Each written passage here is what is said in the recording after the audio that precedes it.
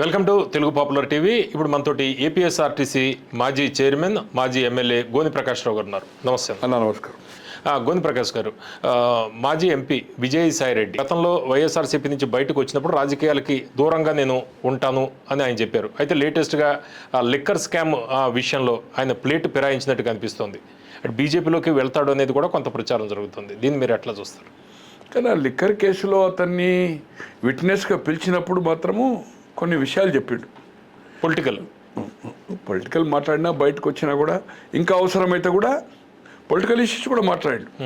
Number 2 ఎవరు, number 1 ఎవరు, అవన్నీ అవసరం లేకుండే. గతం అతను రాజకీయాల్లో పక్కకు జరుపుకున్నప్పుడు మాట్లాడని చెప్పాడు కదా, ఆ విషయాలు మాట్లాడన్నాడు. మాట్లాడము కూడా నా ఉద్దేశంలో అయితే అతను కాముగా ఉండే పరిస్థితిలో లేడు. అతనికి జరిగిన అవమానానికో లాట్ ఆఫ్ ఇష్యూస్ దాని గురించి ఏదైతుందో ఒక రివెంజ్ తీసుకోవాలనే పద్ధతిలో కనిపిస్తుండే అతని లాంగ్వేజ్. కానీ లేకపోతే తన కేసుల నుంచి తప్పించుకోవడానిక నేను అనుకున్న అతని మీద ఏమి అంటే ఒకటి ఈ లిక్కర్ సంబంధించిన విషయము ఇంకేదన్నా స్కాండలా గవర్నమెంట్ పరంగా దాంట్లో విజయసాయి రెడ్డి పాత్ర ఎక్కడ ఉన్నట్టు కనపడతలేదు. వైజాగ్ చాలా ఇష్యూస్ ఉన్నాయంట కదా వైజాగ్లో. మొత్తం చిన్న ఇష్యూ వైజాగ్ ఏదైతుందో ఆయన ఫ్యామిలీ ఇష్యూ, ఆయన కూతురు ఏదో చేసింది, ఏదో వాళ్ళు ఏదైతుందో మనం సీలో చూసాము. బట్ అవి కేసులు అయితే కానీ జైలుకు పోయేంత పరిస్థితి ఉంటుంది. పెనాల్టీ అయితే తీసేస్తారు, గొడవలు ఆకుపోయి ప్రభుత్వ స్థలాలు, ఇది కామనే. కానీ అక్కడేదో పెద్ద స్కాండల్, ల్యాండ్ స్కాండల్ ఉంటుంది.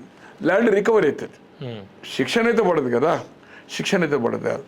ఏది ఏమైనా అతను ఏదైతుందో ఒక నాకు నష్టం జరిగింది, నన్ను అవమానం చేసిండ్రు, హ్యూమిలేట్ చేసిండ్రు, నా కంట్రిబ్యూషన్ ఏదైతుందో వృత్తిపరంగా వాళ్ళ తాతకు తండ్రికి,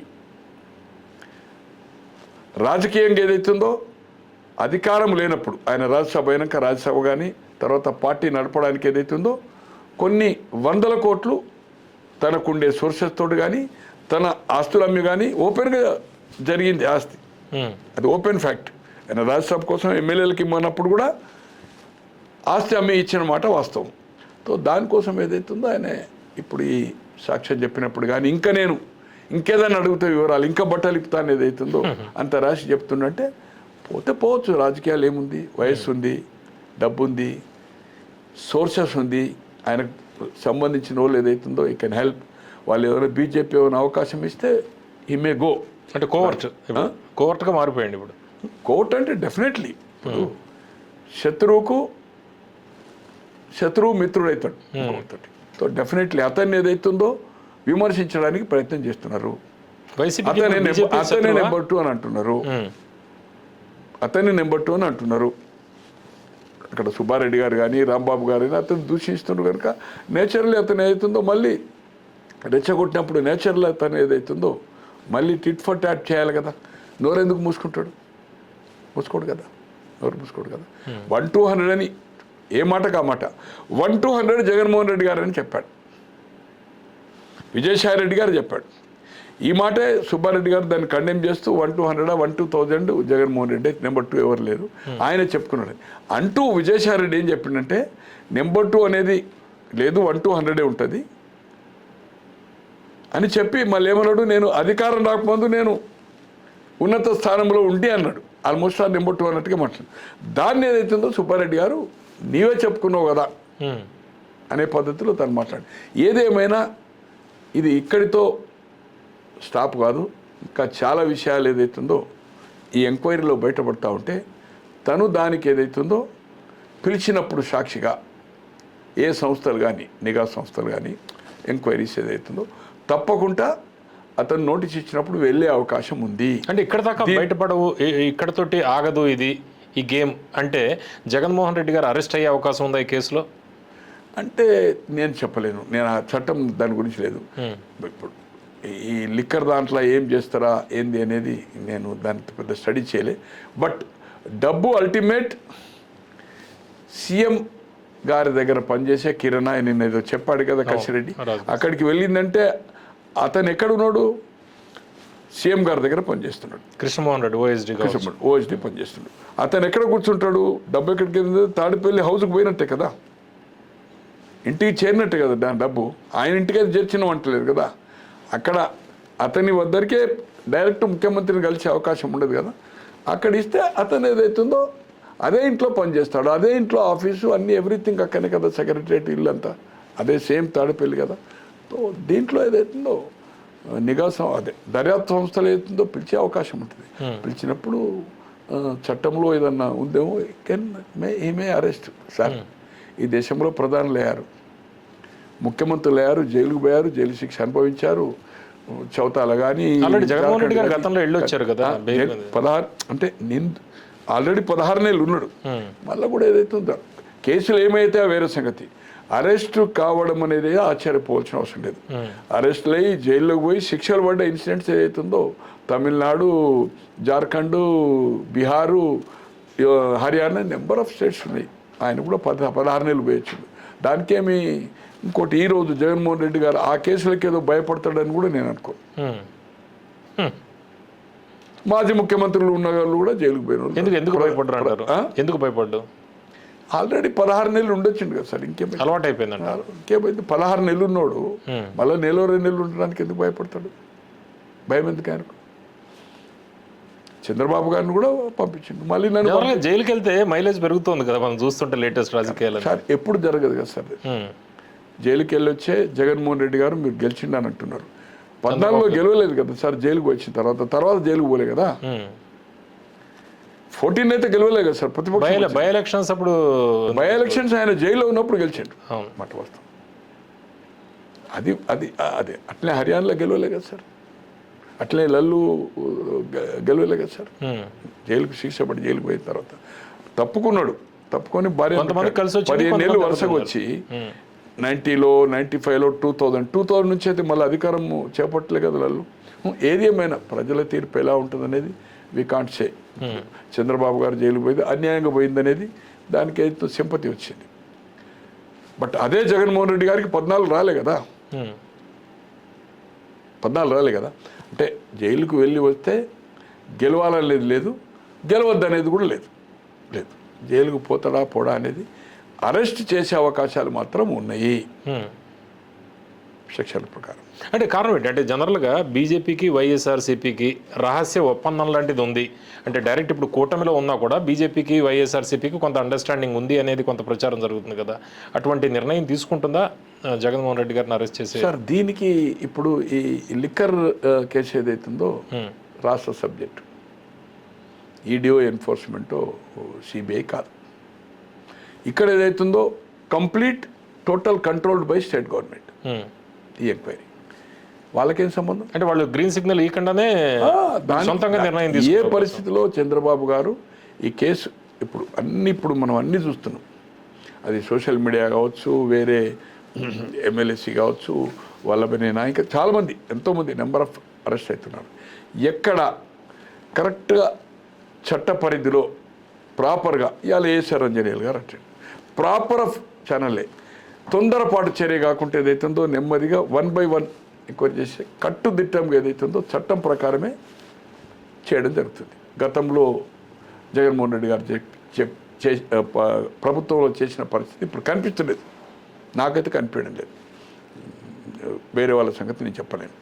బట్ అలాగే ఏదైతుందో రేపు జగన్మోహన్ రెడ్డి గారి దగ్గర జరిగిన చట్టబద్ధంగా సిస్టమేటిక్గానే జరుగుతుంది తప్పితే ఆధారబాధగా జరగదు. దానికి ఏదైతుందో పర్మిషన్ కూటమి ప్రభుత్వం అయినా కేంద్రాన్ని తీసుకోడు. అడిగినా సలహా అడిగినా చట్టం ఏది ఉంటుంది చేయమని చెప్తారు. ఇక జగన్మోహన్ రెడ్డి గారికి సాఫ్ట్ ఉన్నదా గతంలో, ఇప్పుడు ఇంకా ఉందా, అండర్స్టాండింగ్ ఉందా అంటే 5 ఏళ్ళు రాజ్యసభలో 11 అంటే టోటల్ ఎవరు 11, అట్లనే లోక్సభ సభ్యులు దాదాపు 20 మంది 21, 4 కదా టీడీపీ. సో అంత మద్దతు ఏదైతే అవుట్ అన్ని ఇష్యూలో ఎవ్రీ ఇష్యూలో వాళ్ళు కంబైన్డ్గా పోటీ చేసి చంద్రబాబు గారు క్యాబినెట్లో ఉండి కూడా బయటకు వచ్చేసారు కదా. యూపీఏ కూటమితో కలిసి కూడా ఓడిపోవడం జరిగింది కదా. But Jaganmohan Reddy all out అంటే ఆయన ప్రతిపక్షంలో 14 నుంచి 19లో ఉన్నప్పుడు కూడా, అధికారం ఉన్నప్పుడు కానీ ఇప్పుడు కానీ, మొన్న ఒక ఇష్యూలు ఏదైతుందో లోక్సభలో చేసింది, మళ్ళీ రాజ్యసభలో వక్ఫ్ బిల్లు విషయంలో సుప్రీంకోర్టుకి వెళ్ళారు కదా బీజేపీకి వ్యతిరేకంగా. అయితే అది నాకు ఐడియా లేదు. బట్ ఏది ఏమైనా రాజ్యసభలో అయితే వాళ్ళు అపోజ్ చేయలే 7. లోక్సభలో చేశారు. మళ్ళీ ఇప్పుడు మీరు అన్నట్టుగా కోర్టుకు పోయిండ్రు. అది ఎన్నికల స్టెంట్ రాజకీయం. ఏదేమైనా తన కేసులు ఉన్నాయి కనుక వాళ్ళతో సాఫ్ట్గా ఉన్నారు. వాళ్ళు కూడా మనకు అన్ని విధాల సపోర్ట్ చేసింది కనుక ఇప్పటి వరకు ఏదైతుందో చంద్రబాబు గారు ఒత్తిడి తెచ్చినట్టు కనబడతలేదు తెలుగుదేశం పక్షాన. పవన్ కళ్యాణ్ గారు కూడా దాని మీద కదలించినట్టు కనిపిస్తలేదు. ఎందుకంటే వీళ్ళు ఓన్లీ అభివృద్ధి ఫండ్స్ ఇది చూస్తున్నారు. ఇది ఎప్పుడైనా చేయొచ్చు. ఇంకా ఇప్పుడు 1 year కాలే, 5 ఏళ్ళు ఉంది కదా, ఇంకొక 1.5 or 2 years or 3 years ఇది చేసే వరకు ఏదైతుందో ఇష్యూ అంతా దీని మీద పోతుంది. వాళ్ళు ఏమైనా డెవలప్మెంట్ మీద ఫండ్స్ మీద దాని మీద చేస్తున్నారు. కానీ ఇటువంటి కేసుల మీద అవుతుందో కేంద్రం మీద ఉత్తర దేవాలనే ఆలోచన ఉన్నట్టు ఉంటే ఎవరైనా ఇన్వెస్టర్స్ కూడా రావడానికి భయపడతారు కదా, నేచురల్ కదా. సో ఇది సమయం తీసుకొని ఇంకో సంవత్సరం సుప్రీంకోర్టు కూడా గైడ్లైన్స్ ఉంది, కదలికి వచ్చింది. రానప్పుడు డెఫినెట్లీ ఇవాళ సంవత్సరమా 2 సంవత్సరాలుగా డెఫినెట్ దాన్ని ఏదైతుందో చంద్రబాబు గారు కేంద్రంకు పవన్ కళ్యాణ్ కానీ ఎవరో ఒకరు ఏదైతుందో మూవ్ చేయడం ఖాయము యాక్షన్ కోసం. ఎంతకాలము? ఇప్పుడు గాలి జనార్దన్ రెడ్డి గారిది ఉంది, సేమ్ అప్పుడే కదా తేలిపోయింది. అది కంప్లీట్ ఎఫ్ఐఆర్ అయిపోయింది, ఆర్గ్యుమెంట్స్ అయిపోయినాయి, ఓన్లీ జడ్జిమెంట్ ఫర్ రిజర్వ్ ఉంది బ్రాహ్మణ స్టిల్స్. మరి దీనికి దానికి తేడా ఎట్లా? సో డెఫినెట్ ఏదైతుందో ఇంకొక 5 నెలల 6 నెలల మూవ్ కావడం ఖాయము. మూవ్ కాకపోతే దాన్ని కేంద్రం దృష్టికి ఏదైతుందో ఖచ్చితంగా తీసుకెళ్తుంది. దాంట్లో ఏమాత్రం అనుమానం లేదు. గోవింద ప్రకాష్ గారు, ఇప్పుడు దువ్వాడ శ్రీనివాస్ ఏంటి గొడవ? జనరల్గా ఇప్పుడు వైఎస్ఆర్సీపీ నుంచి కొంతమంది బయటకు వస్తున్నారు, వీళ్ళేమో కొంతమందిని సస్పెండ్ చేస్తున్నారు. దువ్వాడ శ్రీనివాస్ని కూడా లేటెస్ట్గా సస్పెండ్ అనుకుంటున్నాను. దువ్వాడ శ్రీనివాస్ గారు కూడా జనసేన వైపు పోయే అవకాశం ఉందని చూశాను. అవకాశం ఉంది. నేచురల్ ఆయనకి ఎమ్మెల్సీ ఉంది. ఇంకోటి సార్, ఇది దేవతల కాలం నుంచి ఉన్నది. ఒక్కలా 2 3 తర్వాత ఏదైతుందో ఇంకొకరి నుంచి చెర విడిచుకొచ్చి మ్యారేజ్ అయింది. ఇక కథలు చెప్పాలంటే రామాయణం భారతంలో వస్తున్నాయి. దీంట్లో ఏదైనా తప్పు కాదనేది పవన్ కళ్యాణ్ గారే అది చేసాడు. పవన్ కళ్యాణ్ గారు ఎక్కడో సపోర్ట్ చేసినట్టు కూడా అనిపించింది దువ్వాడ, ఏది తిరుపతికి ఎక్కడో పోతే. డెఫినెట్గా ఏదైతుందో నేను అనుకుంటున్నా నాకుండే ఇప్పుడు వాళ్ళకు కూడా కౌన్సిల్ అవసరము. ఈరోజు 5 రాజీనామాలు చేసినా కూడా ఆమోదించకుండా కౌన్సిల్ మెజార్టీ కావాలి కదా మెల్లమెల్ల. ఇప్పుడు 5 రాజీనామా ఇస్తే 5 వీళ్ళు అవుతారు కదా.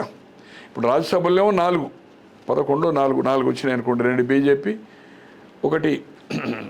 2 టీడీపీ తీసుకునేది. ఒకటేమో బీదం గారికి ఏదైతుందో మళ్ళీ దీంట్లో ఇచ్చారు, ఇంకోటి ఎక్స్ట్రా ఇది బీజేపీ. ఇప్పుడు నెక్స్ట్ కూడా కలిపి ఏదైతుందో తమిళనాడు ఏదైతే అన్నామలైకి ఇచ్చారు కదా, 2 2 4. రేపు ఇంకొకటో 2 పోతాయని కూడా అంటున్నారు. దాంట్లో బాబురావు పేరు బాగా గట్టిగా వినిపిస్తుంది. రాజ్యసభలో స్ట్రెంత్ పెంచుకుంటారు. అట్లే కౌన్సిల్ కావాలంటే ఇవాళ రేపు అది ఆమోదించడం ఖాయం. ఇది తెలంగాణ కేసు వచ్చిన తర్వాత అది కూడా డిసైడ్ అవుతుంది కౌన్సిల్. ఈయన సస్పెండ్ చేసిన కనుక ఈయన రాజీనామా చేసే అవసరం లేదు. ఈయనను వైఎస్ఆర్పీ సస్పెండ్ చేసింది. సేఫ్ జోన్లో ఉన్నాడు. ఇంకా సేఫ్ జోన్లో ఉన్నాడు. ఈయన టర్మ్ అయిపోయే వరకు ఉండొచ్చు. నాకు తెలిసినంతవరకు సార్ ఇది అధికారము లేనప్పుడు 14 నుంచి 19 ఎమ్మెల్యేలు 23 మంది చేరి దాంట్లో 4 కూడా మంత్రి చంద్రబాబు గారి క్యాబినెట్లో. ఆంధ్రలో తెలంగాణ పక్కకు పెడదాం. అలాగే ఇది మళ్ళీ ఏదైతుందో జగన్మోహన్ రెడ్డి గారు వచ్చినాక టీడీపీ నుంచి వెళ్ళారు. చంద్రబాబు గారు ఉన్నప్పుడేమో వైఎస్ఆర్పీకి వెళ్ళిపోయారు, మంత్రులు అయ్యారు. బట్ ఇక్కడ మంత్రులు కాలే. ఇట్లా మారి ఇప్పుడు వంశీ కానీ కొడాలి నాని కొడాలి నాని అంటే అంతకుముందు అయినాడు, వంశీ అయింది అనుకోండి. వంశీ ఇంకెవరో గణేష్ ఎవరో మన గుంటూరు ఎమ్మెల్యే అయ్యాడు, తర్వాత ఒక వైజాగ్ ఎమ్మెల్యే అయ్యాడు. వాళ్ళు పక్కకు వాళ్ళకి సీట్లు అలాట్ చేశాడు సీతారాం గారు, వాళ్ళకు సీట్లు అలాట్ చేశాడు.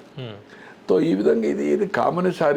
ఏ రాష్ట్రంలో కానీ కేంద్రంలో కానీ ఏదైతుందో అధికారం పెట్టుంటే అటు పోవడం, మళ్ళీ ఇటు రావడం, ఇది బట్ నేచురల్. మారవచ్చు, అట్లే ఉండదు. ఇప్పుడు ఈ మారే వాళ్ళు అంతా నిజంగా ఆ పార్టీలో ఉంటారా, లేకపోతే రేపు ఎలక్షన్ టైంకి మళ్ళీ సార్ ఎగ్జాంపుల్ ఇట్లుందనుకోండి. ఆళ్ళ నాని ఉన్నాడు, డిప్యూటీ సీఎం చేశాడు, 99 సెలెక్ట్ అయ్యాడు, అటు మారాడు. జగ్గయ్యపేట్ ఆయన మన ఉదయభాన్ గారు ఉన్నారు, బాలినేని గారు ఉన్నారు. మళ్ళీ రేపు ఏదైతుందో అక్కడ నిరాదరణకు గురైనప్పుడు అక్కడ పవన్ కళ్యాణ్ గారి దగ్గర చేరుతున్నారు. నాని ఆళ్ళ నానియో టీడీపీలో చేరారు. అక్కడ సీట్ అడ్జస్ట్ కానప్పుడు లాస్ట్లో మళ్ళీ వీళ్ళు పవర్ఫుల్ ఉండి పబ్లిక్లో ఉండి ఇప్పుడు ఈ 4-5 ఏళ్ళు యాక్టివిటీ చేసుకొని క్యాడర్ని కాపాడుకుంటే మళ్ళీ జగన్మోహన్ రెడ్డి గారికి క్యాండిడేట్ లేకపోతే వీళ్ళే దిక్కు కదా, పిలవచ్చు కదా. ఇట్లా ఎంత మారంటే ఎందరో వచ్చాను మనం చూసాం కదా. హేమాహేములు కేంద్ర మంత్రులు, రాష్ట్రంలో కేంద్రంలో చక్రం నింపిన వాళ్ళంతా బయటికి పోయి కే కేశవరావు ఉన్నాడు, పీసీ చేశాడు కదా, తెలంగాణలో రాజ్యసభ చేశాడు కదా, అక్కడ పోయి రాజ్యసభ అయ్యాడు కదా. మళ్ళీ ఇక్కడ వచ్చి ఇప్పుడు రాజ్యసభ వాళ్ళ కోసం ఇవ్వమంటే ఆయనకు క్యాబినెట్ ర్యాంకు అడ్వైజర్ ఇచ్చారు కదా. ఎంతమంది ఉన్నారు సార్ అంటే పేర్లు చెప్పాలంటే కొన్ని వందల పేర్లు ఇప్పుడు ఇక్కడ ఉంది చెప్తాను, ఈ పార్టీలో చెప్తాను. పోయేవాళ్ళు అక్కడే ఉంటారని గ్యారంటీ లేదు, గ్యారంటీ లేదు. మళ్ళీ అతను బలంగా ఉంటే ఇక్కడ కూడా తీసుకుంటారు. సరే, ఇందిరాగాంధీని దూషించిన వాళ్ళు పేర్లు చనిపోయే పెద్దలు నాకు కూడా దగ్గర వాళ్ళు చెప్పలేదు. రాజీవ్ గాంధీని దూషించిన వాళ్ళు ముఖ్యమంత్రులు లేదు సార్. ఇందిరాగాంధీ గారికి గెస్ట్ హౌస్ చేయని వాళ్ళు ఈ రాష్ట్రంలో మళ్ళీ వచ్చి రాజీవ్ గాంధీ దగ్గర కేంద్ర మంత్రులు. ఇందిరాగాంధీ మీద పోటీ చేసిన వాళ్ళు కేంద్రంలో మంత్రులు అయ్యారు. కర్ణాటకలో వీరేంద్ర పండిట్ లాంటి వాడు చిక్మంగళూరు చేసిన ముఖ్యమంత్రి అయ్యిండు. 89లో ముఖ్యమంత్రి అయ్యిండు. చెన్నారెడ్డి కూడా ఇక్కడ, చెన్నారెడ్డి గారు ఇందిరాగాంధీ మీద పోటీ చేయలే కానీ బట్ డిఫర్ అయ్యి బయటకు పోయాడు, పార్టీ పెట్టాడు, మళ్ళీ వచ్చి ముఖ్యమంత్రి అయ్యాడు రాజీవ్ గాంధీ గారి పీరియడ్లో. ఇందిరాగాంధీ పీరియడ్లో 78లో అయ్యాడు, 89లో రాజీవ్ గాంధీ పీరియడ్. కానీ ఇందిరాగాంధీని దూషించిన లేదు, అంటే దూషించిన వాళ్ళు, అనరాని మాట మాట్లాడిన వాళ్ళు. రాజీవ్ గాంధీని జైల్లో నేనైతే జైల్లో వేసేవాడిని అని బోఫోర్స్లో అన్నవాళ్ళు. సో ఇవన్నీ మనం చూసాము. అందుకోసం ఏమవుతుందో ఇదేమీ కొత్త కాదు. జాతీయ స్థాయిలో కానీ ఏ రాష్ట్రంలో కానీ ఇది జరిగే పని. దీంట్లో ఏమీ విచిత్రం ఏం లేదు.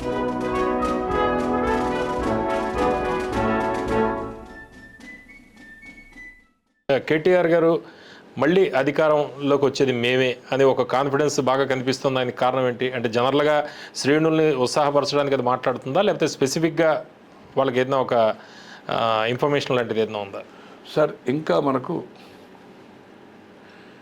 3 సంవత్సరాల 8 నెలలు ఉంది ఎన్నిక. 4 సంవత్సరాలు లోక్సభ, 3 సంవత్సరాలు 8 నెలలు జమిలీ ఎన్నిక రాకపోతే అసెంబ్లీ. ఈరోజు 25వ సంవత్సరంలో అడుగిడుతున్న సందర్భంలో భారీ బహిరంగ సభ. ఇది వాళ్ళకి అలవాటే. ఎప్పుడు ఈ 4 లక్షలు 5 లక్షలు అయింది కామన్. ఎన్నో వాళ్ళకేంది రొట్టె పిండి కొద్ది రొట్టె అన్నట్టు వాళ్ళకు అది డబ్బులు ఉన్నాయి. ఈరోజు 100 కోట్ల పైన ఖర్చు పెడుతున్నారు. జన సమీకరణ వాళ్ళకు క్యాడర్ ఉంది. గ్రామాల్లో గత ఎన్నికల్లో జడ్పీటీసీలు, మండల్ టీసీలు, మున్సిపాలిటీలు మెజార్టీ స్థానాలు గెలిచారు. జిల్లా పరిషత్ అన్నిటికీ అన్నీ గెలిచినవి ఉన్నాయి. కొంతమంది మారవచ్చు, ఇప్పుడు ఇంకా ఎన్నిక కాలే కదా. తో రాబోయేది స్థానిక సంస్థల ఎన్నిక. ఖచ్చితంగా వాళ్ళకి ఏదైతుందో ప్రజల సమీకరణ చేయగలుగుతారు. డబ్బులు, వెహికల్ ఏం ప్రాబ్లం లేదంటున్నారు. వెహికల్ ఇచ్చినాక ఏదైతుందో ఆటోమేటిక్గా అక్కడ లోకల్ వాళ్ళ మిల్స్ అరేంజ్మెంట్ ఎవరైతే ఇన్ఛార్జ్నో వాళ్ళు చేస్తారు, వస్తారు. దాని సందర్భంలో ఇంటర్వ్యూస్ ఇస్తున్నాడు. నేను కూడా చూశాను నిన్న చాలా, ఒక హాఫ్ పేజ్ ఆఫ్ 1 పేజ్. రాబోయేది అవుతుందో మన ప్రభుత్వమే కేసీఆర్ ముఖ్యమంత్రి అవుతాడు. ఎప్పుడు 3 సంవత్సరాలు 8 నెలల తర్వాత. 4 సంవత్సరాలు జరగబోయే ఎన్నిక కేంద్రంలో ఈసారి మోడీ ఉండడు. సార్, ఇది మాట 2019లో కూడా చెప్పిండు కదా, 2024లో కూడా చెప్పిండు కదా. అబ్కా సర్కార్ కిసాన్ సర్కార్, దేశంలో మేము రోల్ ప్లే చేస్తామని ఎంటైర్ బీఆర్ఎస్ అని పెట్టి జాతీయ స్థాయిలో కొన్ని రాష్ట్రాల్లో శాఖలు పెట్టి అన్ని లోకల్ రీజనల్ పేపర్లో అడ్వర్టైజ్మెంట్లు ఇచ్చి కటౌట్లు పెట్టి we will play the role. ప్రధాని కూడా అవుతాడని ఆల్మోస్ట్ ఆల్ కొంత భజన చేసిన మీ పార్టీలో వాళ్ళు కూడా ఉన్నారు. కొన్ని దేశకి నేత 100 కోట్ల రూపాయలు. మహారాష్ట్రకి అయితే కొన్ని 1000 కార్లతోటి ప్రదర్శన చేశారు, శాఖలు వేశారు, ఆఫీసులు తీసుకున్నారు, ఢిల్లీ ఆఫీస్ తీసుకున్నారు. ఎక్కడ పోటీ చేసింది లేదు. ఇక్కడ కూడా ఒక సీట్ వచ్చింది లేదు, 0. 8 సీట్లో డిపాజిట్ పోయిన సంఘటన. తన సొంత పార్లమెంటు నియోజకవర్గం కరీంనగర్, తన ప్రాతినిధ్యం తన సిరిసిల్ల నియోజకవర్గంలో మెజార్టీ రాలి. హరీష్ రావు గారు, కేసీఆర్ గారు ప్రాతినిధ్యం వచ్చిన గజ్వేల్, సిద్దిపేట, అది మెదక్ పార్లమెంట్ కింద వస్తుంది. వాళ్ళ కాన్స్టిట్యున్సీలో అసెంబ్లీలో మెజార్టీ వచ్చింది. ఆ సీటు కూడా కోల్పోయింది. తో ఇట్లా ఏదైతుందో ఎప్పుడో వచ్చే ఎన్నిక నిజంగానే మొన్ననే చూశాను, ఒక 5-6 రోజుల కింద 7 నెలల కింద. ఇప్పుడు ఎలక్షన్ ఎటువంటి ఛాలెంజ్ స్వీప్ చేస్తామని ఒక కార్యకర్తల మీటింగ్లో కేటీఆర్ గారు చెప్పిండు స్థానిక సంస్థల ఎన్నికల్లో. అలాగే 3-4 రోజుల కింద కార్యకర్తల సమావేశంలో మాజీ మంత్రి దయాకర్ రావు గారు దమ్ముంటే పెట్టుమని ఏదైతుందో ఈ స్థానిక సంస్థల ఎన్నికల్లో మెజార్టీ రాకపోతే నేను రాజకీయాలకు వెళ్ళి తప్పుకుంటా అన్నాడు. నేను ఒకటే అడుగుతున్నా మీ తెలుగు పాపులర్ ద్వారా, కేటీఆర్ గారు కానీ హరీష్ రావు గారా, కవిత గారా, లేకపోతే దయాకర్ రావు లాంటి వాళ్ళ ఎవరెవరైతే స్టేట్మెంట్స్ ఇస్తున్నారు, రేపు ఈ మీటింగ్ నుంచి మేము స్థానిక సంస్థల ఎన్నికల్లో నమ్మకం విశ్వాసం ఉంది మాట్లాడుతున్నారు. ఈ సమావేశం నుంచి కేసీఆర్ గారు ఒక పిలుపు ఇమ్మని, మేము స్థానిక సంస్థల ఎన్నికల్లో మెజార్టీ రాకపోతే, ప్రజల్లో వ్యతిరేకత ఉందంటుండ్రు కదా, ఇప్పుడు ఎన్నికలు పెట్టినా కూడా ఏదైతుందో మటాష్ అంటుండ్రు కదా, ఇది ప్రజా వ్యతిరేక ప్రభుత్వం అంటుండ్రు కదా, నీళ్ళు లేవు, కరెంటు లేవు, ఏదైతుందో ఎవ్రీథింగ్ అన్నిటికీ కరువు కాటకాలు వచ్చిందని చెప్తున్నారు కదా. తో కమాన్ ఛాలెంజ్ చేయండి ఆ వేదిక మీద నుంచి కాంగ్రెస్ పార్టీకి.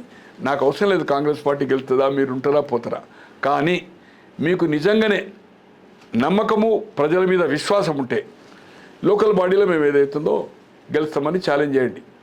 We will take it in the referendum. మేము దీంట్లో గెలవకపోతే, మెజార్టీ గెలవకపోతే మేము పార్టీని రద్దు చేసుకుంటామని చెప్పండి, ఎన్నికల్లో తప్పుకుంటామని చెప్పండి. అంటే గోవిందప్రకాష్ గారు లేటెస్ట్గా ఒక సర్వే వచ్చింది, శ్రీ ఆత్మసాక్షి సర్వే. అందులో ఇప్పటికిప్పుడు ఎన్నికలు జరిగితే కాంగ్రెస్ పార్టీకి 37 నుంచి 39, దాదాపు 40 దాకా, బీఆర్ఎస్కి 58 నుంచి 60, బీజేపీకి 18 నుంచి 19, ఎంఐఎం 6 నుంచి 7. అంటే బీఆర్ఎస్ అధికారంలోకి వచ్చే అవకాశం ఉంది అని లేటెస్ట్గా శ్రీ ఆత్మసాక్షి చేసిన సర్వే. అంటే కేటీఆర్ గారు కూడా అదే చదువుతున్నారు. బయట ఇటువంటి కొన్ని సర్వేలు కూడా బీఆర్ఎస్కి అనుకూలంగా వస్తున్న పరిస్థితి. ప్రస్తుతం ట్రెండ్ నిజంగా అలా ఉందంటారా? సార్, ట్రెండ్ ఉందా లేదా అనేది ప్రస్తుతం అనేది ఆత్మసాక్షి శ్రీ ఆత్మసాక్షి శ్రీ ఏదో వేరే శ్రీ ఆత్మసాక్షి. అది ఒకసారి యూపీ ఎలక్షన్ అనుకుంటా 2022-23 మన ఆంధ్రప్రదేశ్ కూడా నాకు పంపాడు. మీకు ఇప్పుడే మీకు చూపెట్టాను, మళ్ళీ కావాలంటే చూపెడతాను. నేను అమెరికాలో ఉంటే జూలై 17, 2022 మాట్లాడాడు. ఏదో సర్వే పంపి ఏదో మొత్తానికి మూర్తి గారు మాట్లాడు దాదాపు 2.5 రోజు. సార్ మీ సర్వేలు ఏందని అప్పటికే యూపీ ఏదో 2-3 మిస్ఫైర్ అయ్యాయి. అప్పుడు ఆ యూపీతో పాటుగా 2-3 రాష్ట్రాల్లో మొత్తం మిస్ఫైర్ అయింది. పంజాబ్ది ఇంకేదో సంథింగ్. అయితే నేను చెప్పిన సార్ మీరు ఎక్కడ చేస్తుండ్రు, ఎవరి కోసం చేస్తుండ్రు, ఇన్ని కోట్ల రూపాయలు కావాలి, నాకు కూడా ఈ సర్వేల గురించి తెలుసు. ఒక శాంపిల్ చేయాలంటే ఏదైతుందో పర్ డే ఒక వ్యక్తికి ఏదైతుందో మనం ఏదైతుందో ఒక శాంపిల్కు దాదాపు ఏదైతుందో ఒక వ్యక్తికి 2.5 నుంచి 3,000 రూపాయలు ఇవ్వాలి. ఒక 20-30 శాంపిల్స్ చేస్తారు. నాకు సర్వే చేసే వాళ్ళు నాకు దగ్గర మిత్రులు ఉన్నారు. ఈ శాంపిల్ 100 రూపీస్ అయితే 100 రూపీస్ అది మీరు కానీ మా రవిచంద్ పీపుల్స్ పల్స్ ఉన్నాయి అనుకోండి, is giving of 350-400 rupees. Sir sample కాదు, 3,500-4,000 రూపాయలు పర్ డే ఇస్తాడు. 40 శాంపిల్స్ చేస్తారు, 40 శాంపిల్స్ చేస్తారు. ముందు ట్రాన్స్పోర్ట్ ఇస్తాడు. ట్రాన్స్పోర్ట్ అంటే వెళ్ళడం రావడం, మళ్ళీ లోకల్ ట్రాన్స్పోర్టు, లోకల్ మిల్స్ అంతా లాడ్జింగ్ అంతా వాళ్ళది. యావరేజ్గా ఏదైతుందో పర్ డే 3,500-4,000 ఇచ్చినట్టు చాలా ఖర్చుతో కూడుకున్నది. ఈ మధ్య ఖర్చుతో కూడుకున్నది. మీరు ఎవరి కోసం చేస్తుండ్రు, ఏ ఏజెన్సీ చేస్తున్నది, ఎక్కడ ఎప్పుడు చెప్పడం లేదు.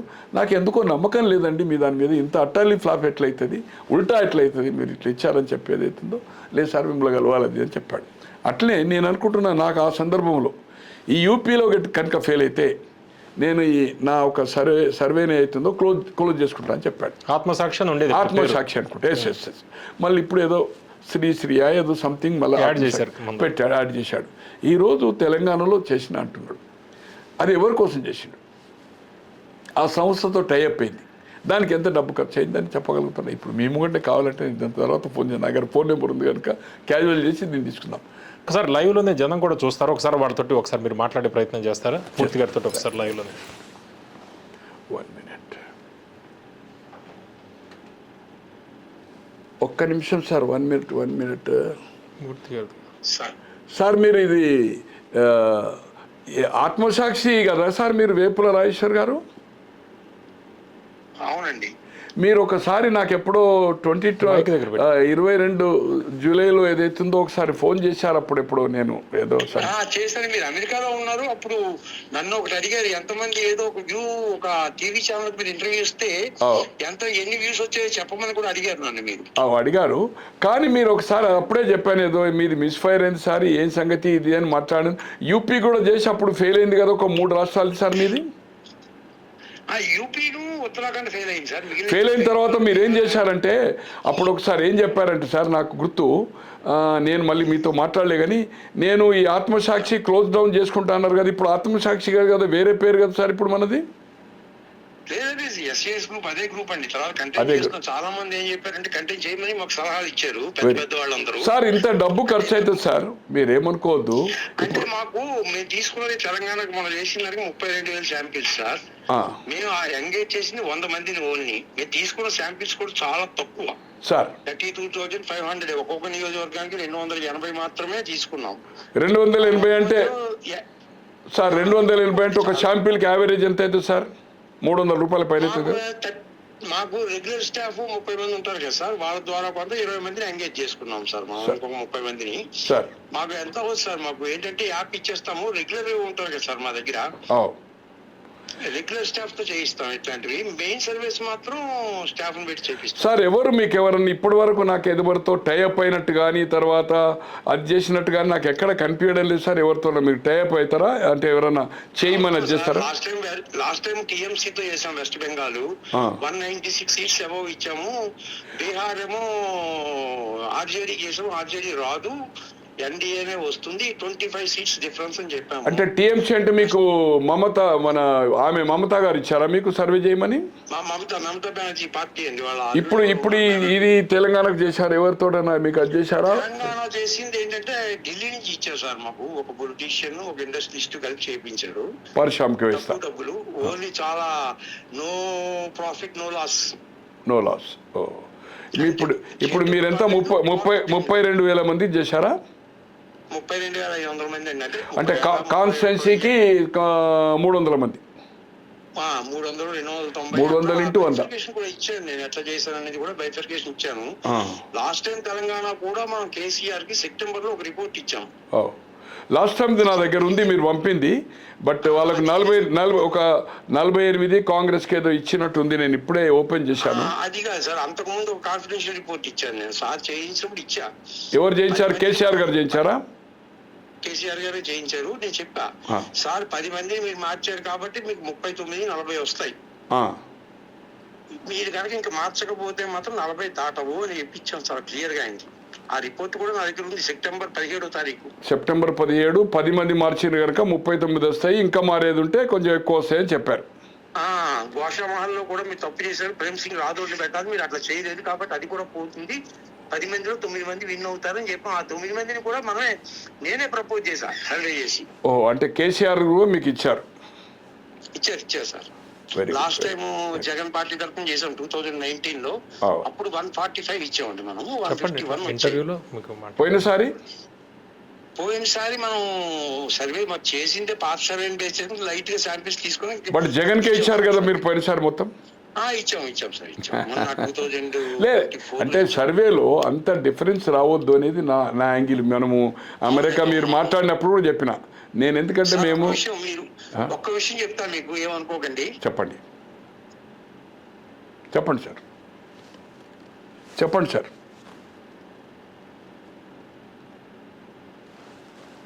హోల్డ్లో పెట్టండి. చెప్పండి సార్.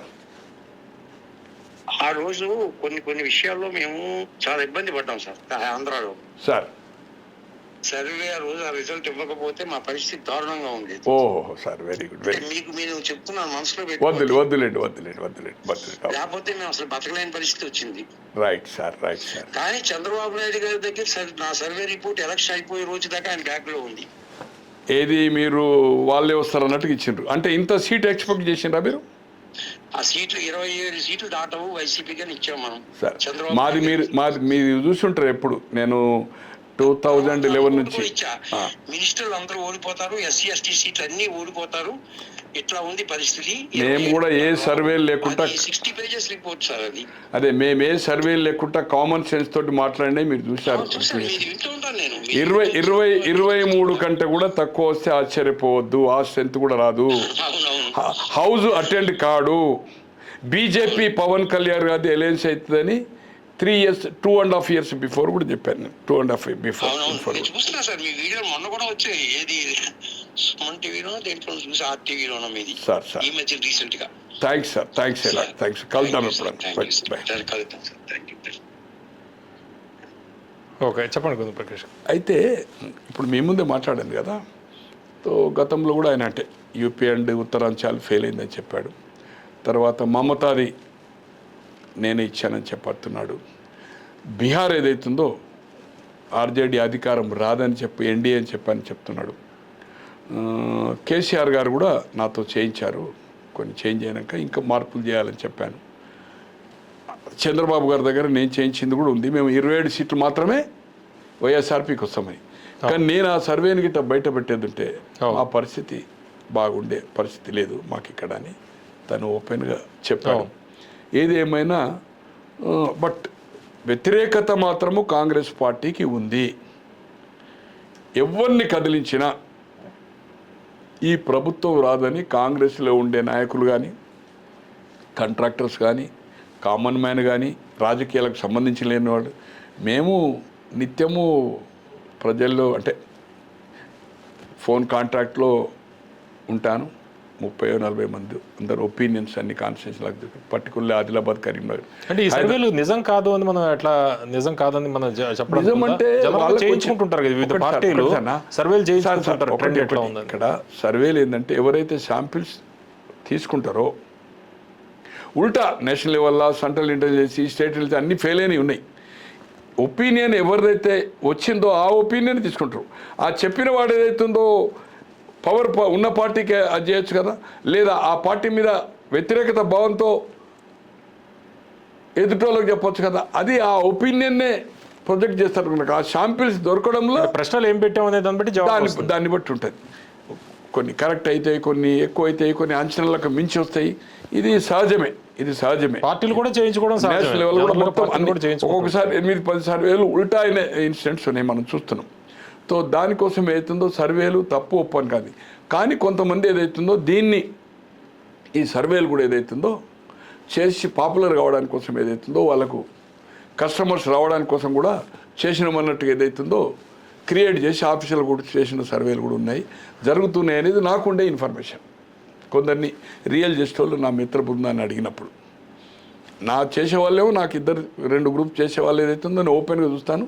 నిక్కచ్చిగా, నిజాయితీగా అండ్ ఒక పేపర్ తోట, ఒక సంస్థతోట, ఒక నేషనల్ లెవెల్ తోట అనుబంధమయ్యే చేస్తారు. పెద్ద ప్రాఫిట్ హైపై చేసేవాళ్ళు కాదు. ఓపెన్ అప్ బ్యాలెట్, తర్వాత ఇప్పడము, దాన్ని బండల్ చేయడము, తర్వాత రిపోర్ట్ అంతా నేను 1 to 1 ఏదైతుందో అవన్నీ వాళ్ళతో పోయిన వాళ్ళతో వచ్చిన వాళ్ళతో నేను చూసిన వాడిని ప్రాక్టికల్గా.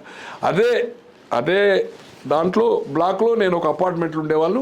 ఈ స్టాక్ అంతా ఈ వచ్చిన ప్రింటింగ్ కానీ డబ్బాలు కానీ అంతా నా దాంట్లో పెట్టేవాళ్ళు. నాకు మంచి మిత్రుడు, దాంట్లో పర్టికులర్లీ నేను దాపరికం ఏం లేదు. రవిచంద్ అని ఈజ్ ఎ ఫైర్. 2010 వరకు రాజశేఖర రెడ్డి గారితో 99 నుంచి 2010 వరకు 11 సంవత్సరాలు ఉండి తర్వాత జాతీయ సర్వేలో ఈరోజు 1, 2, 3, 4, 5లో వస్తాడు. People's Pulse is a perfect, నిజాయితీగా, నిక్కచ్చిగా. తందు కూడా ఒక మిస్ఫైర్ అయింది వేరే సంగతి. బట్ మేజర్ ఇప్పటి వరకు ఏదైతుందో ఫైర్గా.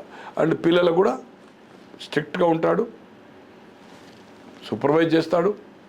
వాళ్ళకు డబ్బు కూడా హయ్యెస్ట్ నేను అనుకుంటున్న ఏ నేషనల్ సర్వీస్ కూడా అంత పేమెంట్. ట్రెండ్ ఇప్పుడు ప్రస్తుతం ట్రెండ్ ఎట్లా ఉంది? ట్రెండ్ ఎన్నికల పార్టీ బలం ఎంత సార్? ఇప్పటికిప్పుడు ఎన్నికలు జరుగుతాయి. ఎన్నికలు జరిగే అవకాశం అయితే లేదు. ఖచ్చితంగా కాంగ్రెస్ ఓడిపోతుంది. దాంట్లో ఏమాత్రం ఎట్లా ఉంటుంది? బీఆర్ఎస్ ఎట్లా ఉంటుంది? బీజేపీ అది కాదు. ఇక బీఆర్ఎస్ బీజేపీ ఎట్లా ఏ స్టాండ్ తీసుకుంటుంది సార్?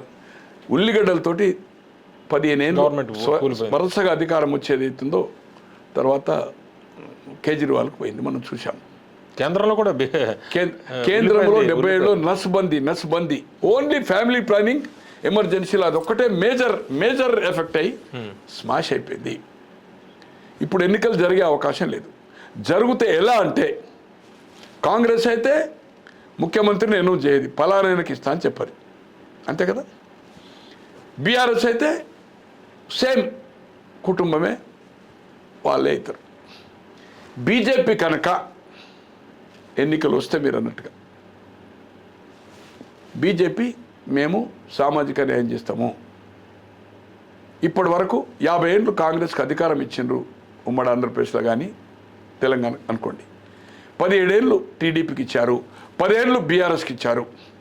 మాకు ఒక అవకాశం ఇవ్వండి, మేము కేంద్రంలో అధికారంలో ఉన్నాము, మేము బలహీన వర్గాలకు మోర్ దాన్ 50% మేము ఏదైతుందో రిప్రజెంటేషన్ ఇచ్చాము. స్వాతంత్రం వచ్చిన తర్వాత మేము పరిపాలించిన వాజ్పేయి గవర్నమెంట్లో కూడా అంత ప్రాతినిధ్యం లేదు, కాంగ్రెస్ లేదు, జనతాదళ్లో లేదు, జనతా పార్టీలో లేదు, విపి సింగ్ ప్రభుత్వంలో లేదు, దేవగౌడ ప్రభుత్వం లేదు. మేము ఇచ్చాము, మాకు అవకాశం ఇవ్వండి, సామాజిక న్యాయం చేస్తామన్నది అనుకోండి.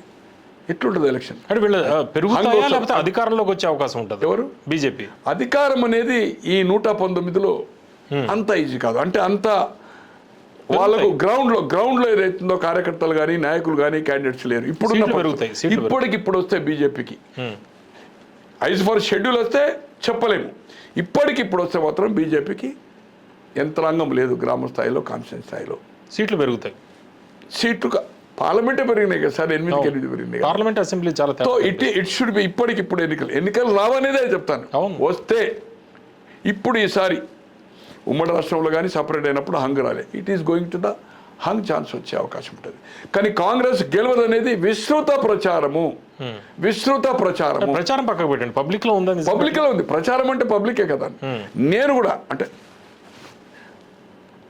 నేను ఇప్పుడు ఈ మధ్య కాలంలో ఈ 1.5-2 monthsకు ఈ 2-3 monthsకి వెళ్ళి వందలు కాదు, నేను అనుకుంటున్నా ఫోన్లది కలుపుకొని ఒపీనియన్ అంటే నేను అడిగిన వాళ్ళు కూడా వాళ్ళు కొంత ప్రజల్లో తిరిగేటోళ్ళు చాలా అంటే చాలా వ్యతిరేకంగా ఉండేది. ఎందుకు అనే కారణాలు మనం ఒక్కొక్కరితో డిస్కస్ చేయాలంటే మన బుర్ర ఖరాబ్ అయిపోతుంది. సో మనకు కనిపిస్తుంది టాక్ మంత్రుల ప్రవర్తన కానీ, అక్కడ శాసనసభ నియోజకవర్గంలో కొందరు దోపిడీ కానీ, వాళ్ళు సపోర్ట్ చేసిన వాళ్ళు, నా ప్రాంతంలో సపోర్ట్ చేసిన వాళ్ళు, హార్డ్ కోర్స్ కూడా ఇంటి మనుషులు కూడా అన్న ఈసారి అమ్మ హారతే కలెక్షన్, దౌర్జన్యాలు, ఏకపక్ష నిర్ణయాలు తీవ్రంగా అంటే తీవ్రం. ఇంకా కంప్లీట్ ఇప్పుడు మార్కెట్ కమిటీ లేని రేపు స్థానిక సంస్థలు ఎన్నికలైన తర్వాత ఎంపీటీసీలకు టికెట్లు ఇవ్వాలి కదా, జెడ్పీటీసీలకు ఇవ్వాలి కదా, అందరినీ గెలవడానికి కోసం వాడుకున్నారు. ఇప్పుడు ఎలాగైతే ఆయారం గయారంలో తెచ్చి మన 64 స్ట్రెంత్కి ఇచ్చి ఇప్పుడు మంత్రివర్గంలో కూడా 5-6 వాళ్ళే కదా, ఆయారం గయారం కదా. ఇప్పుడు ఇచ్చిన వాళ్ళం కూడా 2-3 పేర్లు వచ్చేది కూడా ఆయారం గయారంలే కదా ఖచ్చితంగా వస్తుంది. తో తీవ్రమైన అసంతృప్తి ఉన్నది. ఈ టికెట్ల తర్వాత ఒక మండల్ టీసీకి 5 పోటీ ఉంటారు, ఆ ఎమ్మెల్యేకి సపోర్ట్ చేసిన వాళ్ళు. జెడ్పీటీసీకి ఒక 10 మంది ఉంటారు. తో అది రాని వాళ్ళు ఏదైతుందో డెఫినెట్గా వ్యతిరేకమవుతారు. తో ఎలక్షన్ అనేది సమస్య లేదు, వస్తే మాత్రం కాంగ్రెస్ ఈ రోజు ఉన్న ట్రెండ్ ప్రకారము ఏ పరిస్థితిలో కాంగ్రెస్ ఆకాశం భూమి ఒకటైనా, ఒక నియోజకవర్గం 50 కోట్లు ఖర్చు పెట్టినా, ఇప్పుడున్న అభ్యర్థులు చేంజ్ చేస్తే చెప్పలేము, ఉన్న అభ్యర్థులకు ఇస్తే అవకాశమే లేదు. చాలా అంటే చాలా వ్యతిరేకత ఉంది. ఇచ్చిన హామీలు నెరవేర్చకపోవడము, అవినీతి ప్రభుత్వం అనేది ఓపెన్, బిల్లులకు పర్సంటేజీలు ఇస్తుంది అనేది ఓపెన్, తీసుకునేది ఓపెన్, దళారుల మంత్రుల ఏజెంట్ల మంత్రుల కుటుంబ సభ్యుల, it is an fact. Approach కూడా లేదు. కానీ జిల్లాలో అంటే మీకు నేను చూపెడతాను మెసేజ్లు, మహబూబ్ నగర్, వరంగల్, వాళ్ళ మెసేజ్లు, వాళ్ళ సంగతి మేము ఎంత నష్టపోతున్నాం దీని గురించి టీవీలో మాట్లాడమని చెప్పేటోళ్ళే ఫోన్లు. దాదాపు ఒక 200 డిలీట్ అని హూ అని పెట్టినాయి, డిస్క్లోజ్ చేయకపోతే మాట్లాడినాయి. ఇప్పుడు ఒక 16-17 ఉన్నాయి.